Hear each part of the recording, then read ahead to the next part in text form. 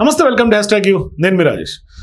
తెలంగాణలో జూబ్లీహిల్స్ నియోజకవర్గంతో పాటుగా BRS party, BJP party, Congress party ఇట్లా మూడు ప్రధాన పార్టీలకు ప్రతిష్టాత్మకమైనటువంటి ఎన్నికగా ఉన్నటువంటి తరుణంలో ఇప్పుడు బీజేపీ పార్టీ పట్ల అతిపెద్ద చర్చ జరుగుతుంది. అంటే గతంలో ఎవరైతే పోటీ చేశారో లంకల దీపక్ రెడ్డి ఈ నియోజకవర్గం నుంచి ఇప్పుడు కూడా ఈ ఉప ఎన్నికల్లో ఆయనే పోటీ చేయటం, మరోవైపు గత కొంతకాలంగా తెలంగాణలో బీజేపీ ప్రత్యామ్నాయ శక్తిగా ఎదగాలని కూడా భావిస్తున్నటువంటి తరుణంలో మరి ఇప్పుడు జూబ్లీహిల్స్ ఉప ఎన్నికలు ఒక పెద్ద సవాల్ని బీజేపీకి విసురుతున్నటువంటి పరిస్థితి. ప్రధానంగా పోటీదారుగా గట్టి పోటీ ఇస్తున్నప్పటికీ 2018-23 మధ్య జరిగినటువంటి 4 ఉప ఎన్నికలతో పోల్చి చూస్తే అప్పట్లో కనిపించినటువంటి జోరు, హుషారు, ఫైర్ కొంత తగ్గిందనే అభిప్రాయమే రాజకీయ వర్గాల్లో ఎక్కువ శాతం వినిపిస్తూ ఉంది.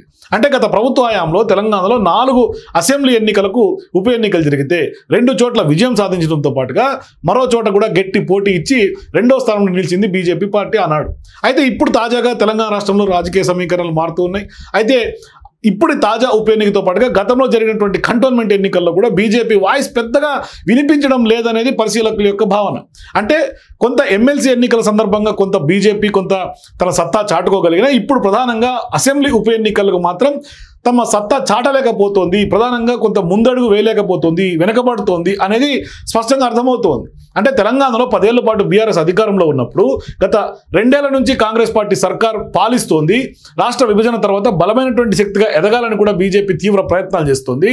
మరీ ముఖ్యంగా గత ప్రభుత్వంలో కాంగ్రెస్ పార్టీని వెనక్కి నెట్టి తామే కొంత బీజేపీనే ప్రజలకు కొంత శక్తిగా పోటీని ఇస్తుంది. అట్లాగే పెద్ద ఎత్తున ఆల్టర్నేట్ పవర్గా చెప్పుకునే ప్రయత్నం చేసింది పొలిటికల్గా. అంటే దుబ్బాక కానీ హుజూరాబాద్ ఉప ఎన్నికల్లో కూడా రికార్డు స్థాయిలో విజయం సాధించింది అన్నాడు. కానీ ఆ 2 ఉప ఎన్నికల్లో కొంత అప్పటి అధికార పక్షం బీఆర్ఎస్కు ఒక గట్టి జలక్ కూడా ఇచ్చింది బీజేపీ నాయకత్వం. అయితే ఆనాడు హస్తం పార్టీని 3వ ప్లేస్ కూడా నెట్టేసింది. కానీ ఇక మునుగోడు ఉప ఎన్నికలు తీసుకుంటే విజయం వరకు వచ్చి ఆగిపోయింది. మునుగోడు ఉప ఎన్నికల్లో కాంగ్రెస్ సిట్టింగ్ స్థానాన్ని కోల్పోవడమే కాకుండా కనీసం పోటీ కూడా ఇవ్వలేనటువంటి పరిస్థితికి ఆనాడు ఉంది. కానీ ఇప్పుడు కాంగ్రెస్ పార్టీ తెలంగాణలో అధికారం వచ్చింది.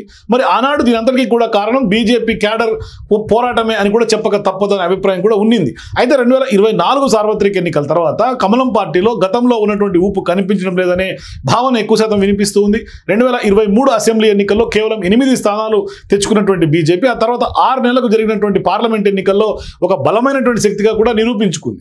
ప్రధాన ప్రతిపక్షం బీఆర్ఎస్ను నామరూపాలు లేకుండా చేసి 0 స్థానాలు పరిమితం చేసి అధికార కాంగ్రెస్ పార్టీతో సమానంగా 8 చోట్ల విజయం సాధించినటువంటి పరిస్థితి కూడా బీజేపీకి ఉండింది. అయితే ఆ తర్వాత ఏమైందో కానీ బీజేపీలో స్పీడ్ కొంత తగ్గినట్టుగా కనిపిస్తోంది. సొంత కార్యకర్తల్లో ఒక రకమైనటువంటి ఆవేదన, ఆందోళన ఉన్నట్టుగానే అర్థమవుతుంది. ఇప్పుడు దీంతో పాటుగా ప్రధానంగా జూబ్లీహిల్స్లో జరగబోయే ఉప ఎన్నికల్లో కూడా అభ్యర్థి ఎంపిక, ప్రచార తీరును కొంత ఉదాహరణగా చూపిస్తున్నారు పొలిటికల్ సర్కిల్స్లో కొంతమంది చర్చించుకుంటున్నటువంటి వాళ్ళు. అయితే ఇదే జూబ్లీహిల్స్ నియోజకవర్గంలో ఖచ్చితంగా 3 సార్లు వరుసగా బీఆర్ఎస్ పార్టీ గెలవడం, మరి బీఆర్ఎస్ పార్టీ అధికారంలో ఉన్నటువంటి సందర్భంగా 2 సార్లు కూడా బీఆర్ఎస్ ఖాతాలోనే ఉండింది BRS party sitting seat. So ఇటువంటి నియోజకవర్గం ఉన్నటువంటి సికింద్రాబాద్ పార్లమెంట్ నియోజకవర్గానికి కేంద్ర మంత్రిగా ఉన్నటువంటి కిషన్ రెడ్డి ప్రాతినిధ్యం వహిస్తూ ఉన్నారు. అంటే 2014 నుంచి వరుసగా సికింద్రాబాద్ నుంచి గెలుస్తున్నటువంటి కిషన్ రెడ్డికి జూబ్లీహిల్స్ గెలుపు ఒక విధంగా ప్రతిష్టాత్మకంగానే ఉంటుంది అని స్పష్టంగా తెలుస్తోంది.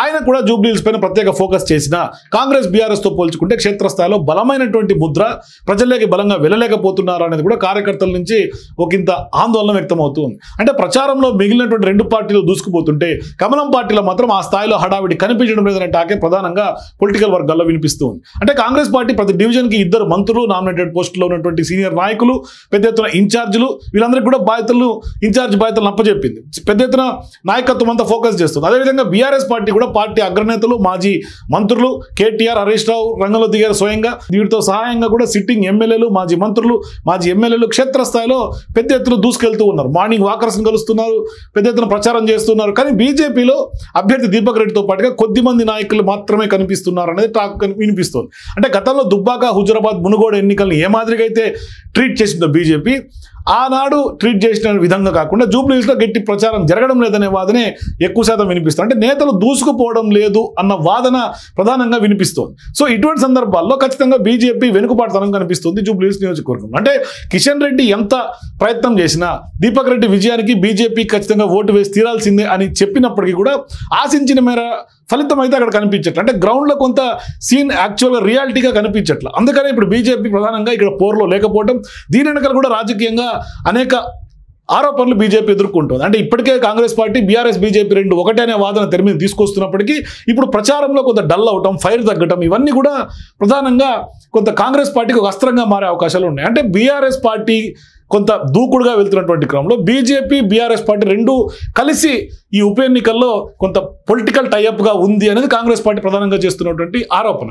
మరి ఇటువంటి సందర్భంగా ఇప్పటికే తెలంగాణలో ప్రత్యామ్నాయ శక్తిగా ఎదగాలనుకుంటున్నటువంటి బీజేపీకి ఈ జూబ్లీహిల్స్ ఉప ఎన్నిక ఒక చావో రేవోలాగా మారుతుంది. అంటే మరీ ముఖ్యంగా రామచంద్రరావు గారు ఎవరైతే అధ్యక్షుడిగా తాజాగా ఎన్నికయ్యారో ఆయన వచ్చిన తర్వాత మొట్టమొదటిసారిగా జరుగుతున్నటువంటి ఉప ఎన్నిక ఆయనకు కూడా ఖచ్చితంగా సత్తా చాటాల్సినటువంటి అవసరం ఉంది. ఆయన నాయకత్వానికి ఇదొక నిదర్శనంగా నిలుపుకోవాల్సినటువంటి అవసరం ఉంది. కానీ సీన్ కట్ చేస్తే కొంత పరిస్థితులు భిన్నంగా కనిపిస్తూ ఉన్నాయి. మరోవైపు ఒక రకంగా గత కొంతకాలంగా బీజేపీ తెలంగాణలో అధికారమే లక్ష్యంగా అడుగులు వేస్తున్నటువంటి తరంలో సౌత్లో తెలంగాణను బీజేపీ గేట్వేగా భావిస్తున్నటువంటి క్రమంలో మరి ఎంత స్థాయిలో ముందుకు వెళ్ళబోతున్నారు, ఏం జరగబోతుందని మాత్రం భవిష్యత్ రాజకీయాలు నిర్ణయించాలి. మొత్తం మీద అయితే మాత్రం జూబ్లీహిల్స్ ఎన్నికల తర్వాత బీజేపీ ఫేట్ మారే అవకాశాలు ఉన్నట్టుగా కొంత రాజకీయ పండితులు భావిస్తున్నారు. కానీ ఉప ఎన్నికలను సీరియస్గా తీసుకోవట్లేదు అనేది అయితే మాత్రం స్పష్టంగా అర్థమవుతుంది. సో మీరు కూడా బీజేపీ ఎందుకు జూబ్లీహిల్స్ ఎన్నికల్ని లైట్ తీసుకుంటుంది? మీ అభిప్రాయాల కింద కామెంట్స్ తెలియజేయండి. For more videos please watch #.